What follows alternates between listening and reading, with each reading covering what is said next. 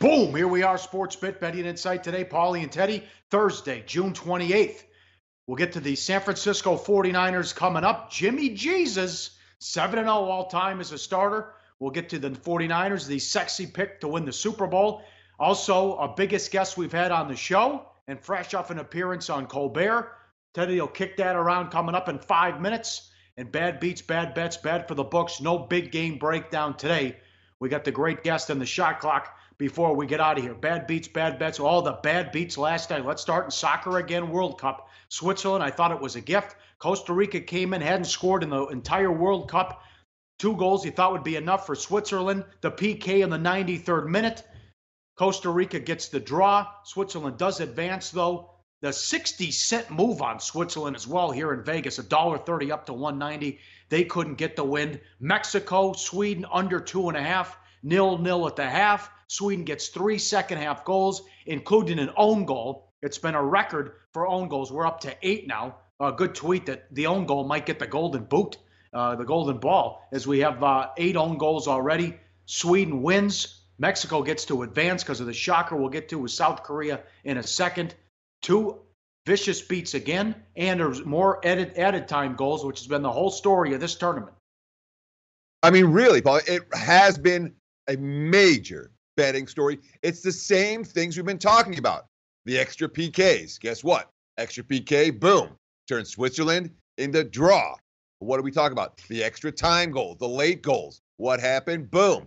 It's 93rd minute. That's when it comes. We talk about the own goals and all the own goals in this year's World Cup. What happens? Boom. Mexico under, crashes and burns off an own goal.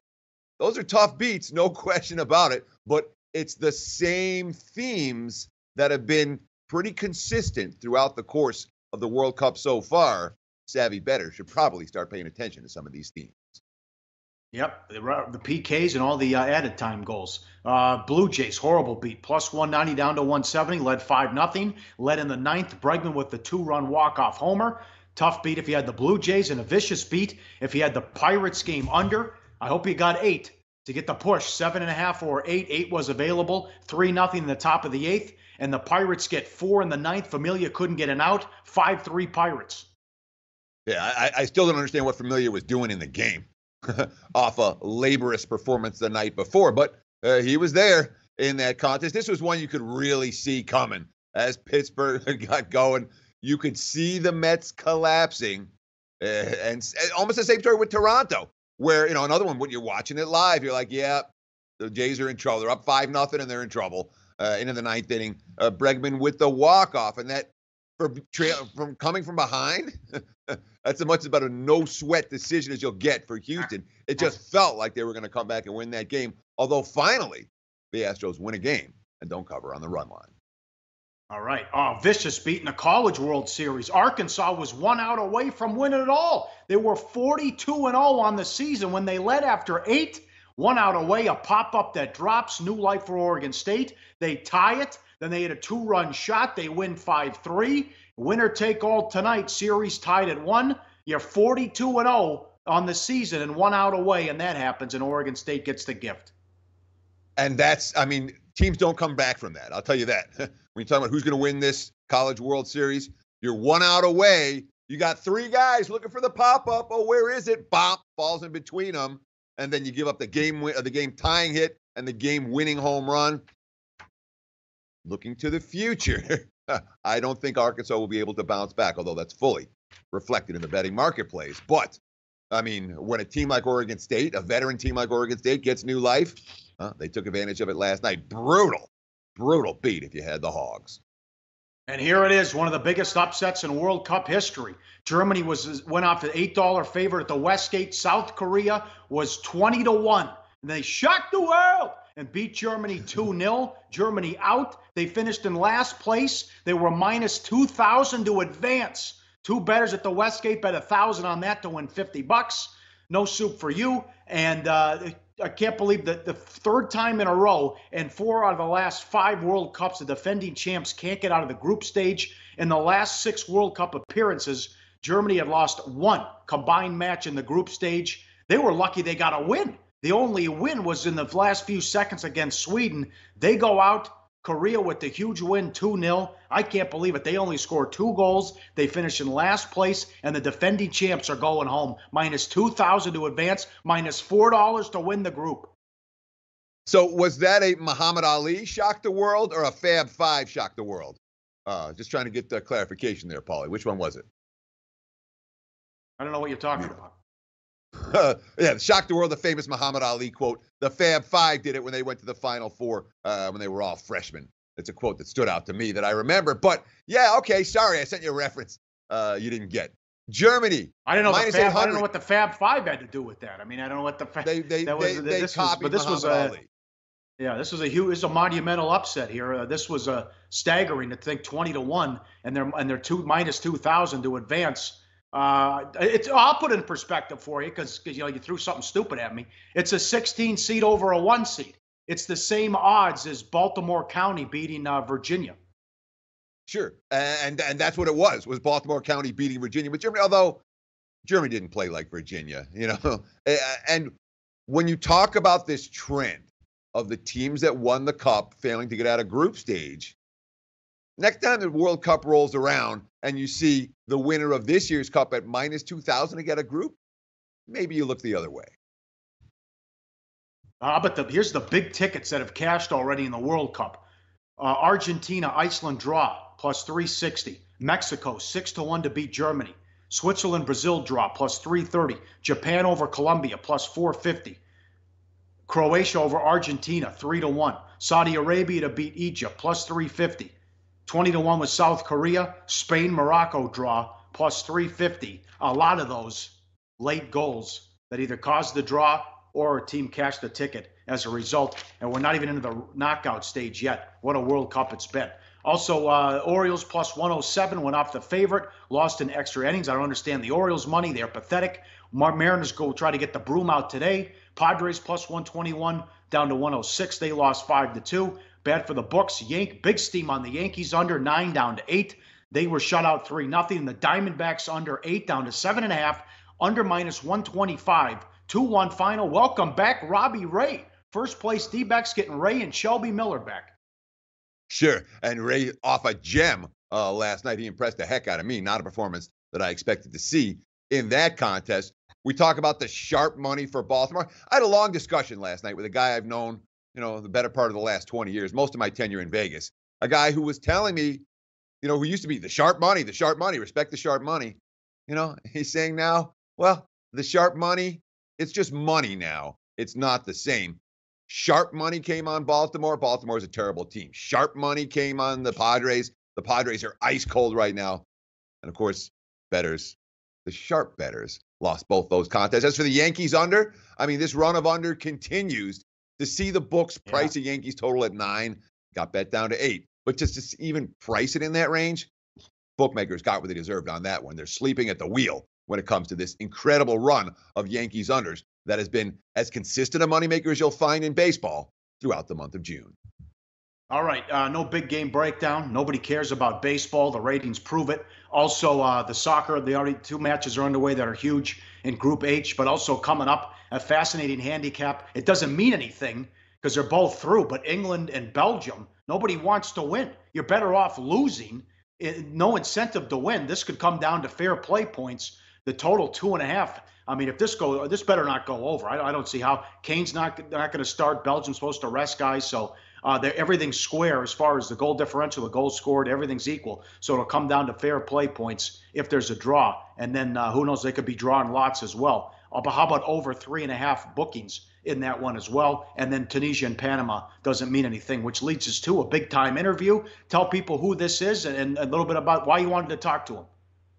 Yeah, the gentleman's name is Charlie LeDuff. He's been a national correspondent for the New York Times and for Fox News. We'll talk about it on the interview, but not the normal get that we have here on SportsBit when it comes to guests.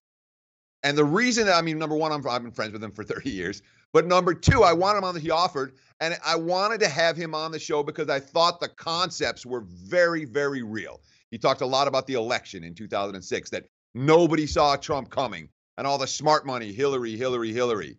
And Charlie's, takeaway from that is sometimes the sharp money isn't so sharp. Pay attention to what you see. on the ground, not what you read. I thought that was an excellent analogy for sports betting, and I wanted to have him on the show, especially since he agreed. So let's put him on. Charlie LeDuff and me breaking it down right here on SportsBit. It's deep dive time here on SportsBit, and I am very pleased to bring in, I would say, probably the biggest guest we've ever had on the show. We've had some big ones over the years, but Charlie LeDuff is a guy with what? I don't, he doesn't have millions of Twitter followers, but he has millions of views on his videos on YouTube. He's the former national correspondent for the New York Times and Fox News. He is a best-selling author. He is a Pulitzer Prize winner. He is at Charlie LeDuff on Twitter. And his new book, Shit Show, just came out. We're going to talk about the book. We're going to talk about how it relates to sports betting right now here on SportsBit. Mr. LeDuff, welcome to the show, my friend. How you been? Real good, Teddy. How you doing? You covering, man? Covering more than not, hence the nickname. Of course, Charlie and I go back more than 30 years. I knew him at Michigan. I followed his career throughout the course of his tenure at the New York Times and out in L.A., and then now back in Detroit. We're talking about a guy who's been on the frickin' Tonight Show, a guy who's been on Tucker Carlson, a guy who's been on a bunch of shows, and yet the new book doesn't have anything specifically to do with sports betting, but I thought there was a ton of stuff that we got to talk about. Let's start with this. You're the guy that called Trump over Clinton. And by the way, Hillary was in the minus 1,000 range. That line shifted in an hour on election night from Hillary minus 1,000 to Trump minus 1,000. What did you see, Charlie? Well, you know what I saw once you put it like that? I saw all the prognosticators freaking out because they lost big time. The point is, the smart money isn't always the smart money. What you have to know, in my business at least, and in your business, you have to know who's at the table. You have to know who's going to be voting, who's coming out, what's going on in the country, what's the dissatisfaction. And what the book really is from the streets and not from the studio. You know what I'm saying? So it's a look at the media, but it's really looking at our time, our money, the future of our children's. It's in the smoke of Ferguson. It's in the Rio Grande on the border when the kids were coming over last time. It's in Flint. It's on the campaign trail with Trump. And what you really have to know is there's a lot of dissatisfaction out there. Still remains. It's going to be here in 2 years. And we're living in an epic and not a cycle. Yeah, and that's very real when it comes to the level of dissatisfaction out there. The Obama voters were dissatisfaction voters. The Trump voters were dissatisfaction voters, and yet they went for candidates who were almost diametrically opposed to one another when it came to policies. This is not true, a policy. But remember the table you're playing at, right? Look, you've got 9 million white people that went for Obama that went to Trump. You've got 4 million black people that went Obama that didn't see anything in this for them. That's 13 million. That's what delivered the Rust Belt. So you absolutely have to know that Trump and Obama ran the same campaign, basically. One's more eloquent, maybe, and articulate than the other. But basically, the corrupt elite establishment that Clinton seemed to represent to them. It was the same candidate. They both beat her. And if you don't give people some kind of new path, they're going to do it again. And if they're not seeing it, if the economy turns, this is going to be a perpetual thing. But again, the book is sort of a rock and roll look at the country. It's not about the numbers per se. It's about the guts and soul of this country. Like, how does Flint get poisoned? Flint gets poisoned because contractors, politicians, trade unions want to make some loot. And where is the loot? There's only one pile of loot anymore, and that's the public trough. The financing went bad, and a whole city's poisoned, and the taxpayer that doesn't have much has to bail it out. Nobody's done a day in jail here. Yeah, and no one will do a day in jail for Flint. Yeah. But as it relates to, I would confident, and you have a bunch of great stories in your book, really. The story about all the factories moving to Reynosa after NAFTA. That was a chapter that really stood out to me. I mean, it was a page turner, not just because I know you and not just because you do crazy stuff when you're out on the road, but because it really details what the middle of the country is doing in a world where all the media attention is on the left coast and on the right coast. And as sports bettors, our audience clearly relates to that. You have the big behemoths, the Fox News and the ESPNs and the CBS Sports in the world. But the real money to be made is not always with the wise guys, with the analytics. Sometimes it's just by watching what's going on the ground, watching the games closely. The analytics guys don't get that. It's a similar story in politics, Charlie. Of course it is, but I mean, look, sports betting can be a way of life. It can be a way to make a living, but most of us that do it, we do it for some fun, some amusement, and a reason to watch these damn things.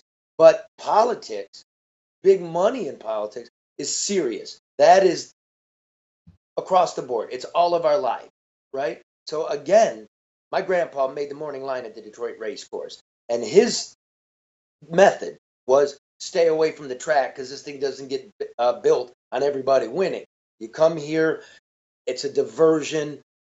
Having said that, real life, being real life, watching cities burn, watching droves of women and children come over, watching big cities fall apart as jobs evaporate someplace else. It's more than a game. It's more than a diversion. It's here. So I know your audience, real bright people, real smart people, they got opinions on this. If you want to look at the country, get the book, and it's sort of written for your audience. It is. It's regular people with regular thoughts who are actually quite smart and intelligent. Yeah, and one thing that I always appreciated about you, Charlie, is that you're not political. You work for Fox News and you work for the New York Times, which is certainly on two different sides of the political spectrum as a national correspondent. I'm goddamn political, bro. I'm goddamn political. I want something for my kid. But I'm nonpartisan. You know what I mean? I'm going for the best thing in front of me, the thing that makes sense, and I'm for the people of this country. This is my brothers and sisters. That's what I'm about. I appreciate that. The book, of course, Shit Show, available right now. You can get it on Amazon. You can get it anywhere where books are sold. Charlie, any last thoughts you have for our audience? Anything that you want to share? One thing that stands out to you before we let you go? Keep your head. Keep your head. Things, if adults, strong American adults, decide they want to keep it together, there's not going to be that big of a problem. You got to remember, we're 50 years out of 1968, right? The Tet Offensive, assassination of King, 100 cities burning, George Wallace, a segregationist, getting 46 electoral votes, the Panthers assassinating cops, the Weathermen blowing stuff up, the Democratic National Convention ending in a riot. It's going to be okay, man. Everybody just relax. Charlie LeDuff, at Charlie LeDuff on Twitter. Thank you so much for joining us. Best of luck. And it's always great to have a Pulitzer Prize winner on the show. Really glad talking to you, Charlie. Enjoy your Really day. awesome. Thanks, man. Good job. All right, 49ers win total, 8.5, over -110. Odds to make the playoffs, yes, +220. Odds to win the division, 11-5. Odds to win the NFC, 7-1. Can you believe it? Odds to win the Super Bowl, 12-1. Last year, 6-10 straight up, 9-7 against the spread. Win total, 8-8. Key additions, big additions. McKinnon, Sherman, drafted Pettis, and also had to clean up the offensive line because they gave Jimmy G 5 for 137. Shanahan and Lynch said, we've seen enough. This kid's the real deal. Pay him now. And he crushed it. They went 1-10 straight up without him. When he became the starter, they went 5-0 straight up. Cash cow, made people a ton of money. Also beat 3 playoff teams down the stretch, although the Rams sat everybody in week 17. So they they make a lot of big time moves in terms of some big names. Sherman, we don't know, coming off the injury, but the win total 8.5. And I know in Northern Nevada, it's an avalanche of 49ers money. So they are the sexy pick, as they are. All you have to tell. 12-1 to win the Super Bowl. That's all you need to know, Teddy. And it tells you how high the markets are on San Fran right now. Although this is one of the rare win totals that we saw initial upwards pressure. The 8.5 were getting bet up to 9. And then without injury, without change, without suspension, without anything like that, the market shifted. And we've actually seen this number come back down to 8.5 in most locations, 8.5. It's actually priced 8.5 with a little bit of juice to the over. But the bottom line is this is a win total that here in Vegas has gotten two-way action. And that doesn't often happen, at least before August rolls around and the injuries start to come through.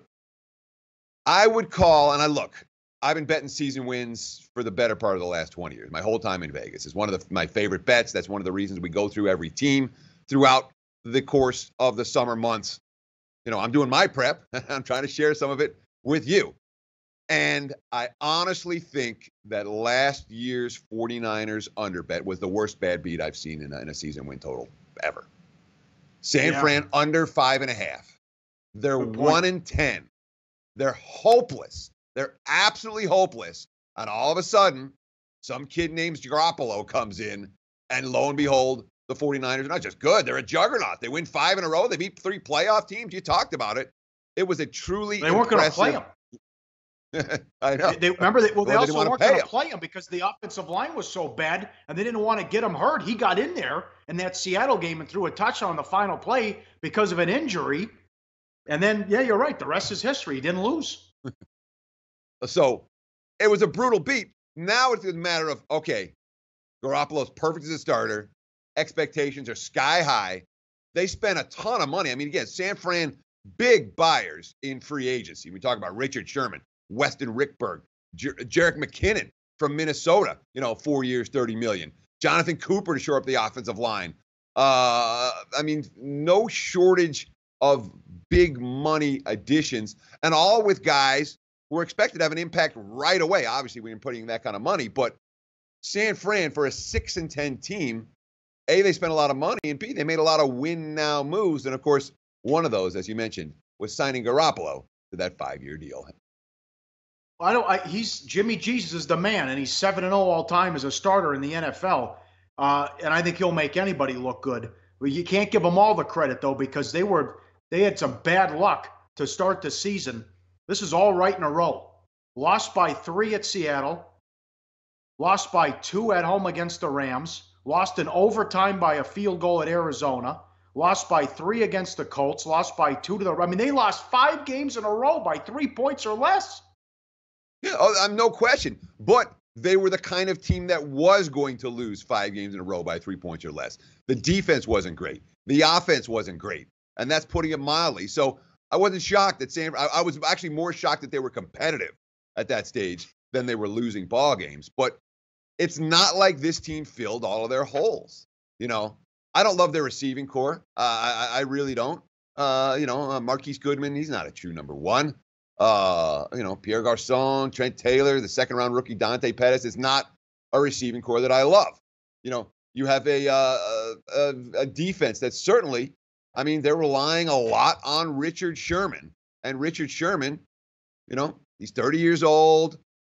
He didn't seem to be the same guy last year in Seattle. Now, it may be a new venue is all he needs to get going again, but it's a defense, The pass rush to me is a question mark. The secondary is a question mark. The receiving core is a question mark.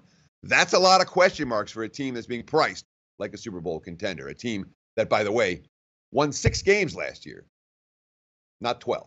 Should be the second best team in this division, though. Seattle's got a ton of issues, and then so does Arizona. NFC West plays NFC North, and AFC West 2 extra games. Giants at home, and at Tampa, you have to like that. But I'll tell you, there's a couple ways to look at this. If they get off to a good start, you can flash the schedule here. If they get off to a good start, watch out. At Minnesota, Detroit at home, at Kansas City, and at the Chargers. That could be a 1-3. That could be a 3-1. But if they get off to a hot start, because then there's a lot of winnable games after that, and it's great to see the 49er Nation back. Remember how bad that was? There was an empty stadium for every home game. They couldn't care less, and then they started to win. Garoppolo came back, and it's also fascinating how things flipped in the Bay Area. The Raiders were the hot team and the sexy team. They were supposed to do something. I know Carr got hurt and they lost in the playoffs, but they were looking at a 1 or a 2 seed a couple years ago. And then it was a bad year for them, and now they got Gruden coming back, but now it's all 49ers hype in the Bay Area. And then they close Tampa, Seattle, Chicago, Seattle again, Denver. A lot of winnable games, and who knows, maybe the Rams sit people again in Week 17. Got to get off to a good start, though. That's a great matchup Week 1 against the Vikings.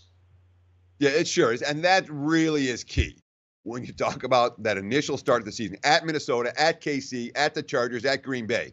That's their first 4 road games. They got the Rams in that mix. And a couple of teams with, solid veteran quarterbacks in the Lions and Arizona. The one thing we know from San Fran from last year is that even if they get off to a rough start, they have a decent chance of coming on strong late. But this is not a team I'm particularly bullish on. I think the markets are pretty high on San Fran. And look, I like what they did in the draft. You bring in McClinchy, he's an impact player from Notre Dame. Pettis is a speedster from Washington. Shoring up the linebacking core and the defense, the key positions that we talk about of need. Fred Warner, Tavarius Moore, Contavious Street. Solid draft, solid team, but not a team that I'm saying, hey, Super Bowl or bust. San Fran's still a year or 2 away, maybe 2, despite their success down the stretch of last year's losing campaign. All right, very good. Shot clock time. Which NFL team improved the most this offseason? Well, to me, it's not even close. It's the Houston Texans because they get Watson and Watt back. They were a playoff team last year. Watson comes in and lights it up. Should have beat New England on the road and should have beat Seattle at home, but Bill O'Brien went conservative, and they lost both games. It's going to be scary to watch that team. They should make the playoffs. Watson was Superman, and I think with just getting Watson back, because Tom said, remember, they went 1-8 down the stretch without him. Savage was so bad. What Watson will mean to that team and getting J.J. Watt back, the Texans will be the big winners, and I think they're going to win that division. So Pauly says the Texans are the most improved NFL team this offseason. I say, again, it's not even close. Houston's a good theory. It's the Cleveland Browns. Why? Oh, because here we Cleveland's go. gone 1-31 over the last 2 years, Pauly. 1-31. The Browns are going to win 6 games this year. They're going to improve their win total by at least 5. You might make an argument they'll win 7 or 8 How much? or 9. A, they got a quarterback. B, a limit bet on that. I want a limit bet on that. Yes. When you look at the personnel, a team with salary cap room, a team with extra draft choices, a team that has absolutely improved dramatically on both sides of the football from 1-31, this team is a playoff contender. The Browns have improved more than any other squad in the NFL since the 2017 campaign ended. All right. Coach is a bozo. Hugh Jackson's a clown. And just what Charlie said about the sharp money, 4-12 ATS the last couple of years, and the Browns were taking money every single game. What a travesty. That's a big ass to win 6 games after you go 1-31. I don't care who's playing quarterback. Very good. Seattle Seahawks tomorrow, and then the knockouts round. We get to World Cup Saturday and Sunday matchups. We'll go rapid fire. Money time. Play of the day. All right, you liked it, 49ers under 8.5? Is that what you want to go with? Yeah, I mean, look, San Fran in this marketplace, and I would love to bet them under 9. Unfortunately, they're all gone right now. But 8.5 is where it opened, 8.5 where it is today. I understand you can like San Fran. To say this is a 9-win team is overlooking, A, the toughness of their early season schedule, B, even though their schedule is the only team in the division whose schedule is easier this year than last year, doesn't mean it's a joke of a schedule for San Fran. And look, I'm not convinced Garoppolo is the second coming. 8.5 is too high. Give me the 49ers under 8.5 wins. That's our play of the day. All right, we're back tomorrow. Enjoy the soccer, Seattle Seahawks, and more World Cup on SportsBet. Betting Insight today on SBRPicks.com.